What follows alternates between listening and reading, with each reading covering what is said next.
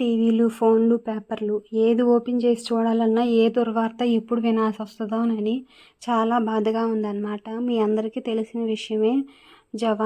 చాలామంది జవాన్లు వీరమరణం పొందుతున్నారు. అది వినటం నేను ఇలా చెప్పాలంటేనే చాలా బాధగా ఉంది. ఇప్పుడే ఫోన్లో ఒక న్యూస్ చూశాను. పెళ్ళైన 3 రోజులకే జవాన్‌కి పిలుపు రావటం, వెళ్ళటం, అక్కడ యుద్ధంలో ఈ వీరమరణం పొందటం అది అసలు నాకు చాలా బాధ అనిపించింది. మనసు కలిచివేసినట్టు అనిపించింది. నాకే ఇంత బాధగా ఉంది. వాళ్ళ ఫ్యామిలీ మెంబర్స్‌కి ఎలా ఉందో.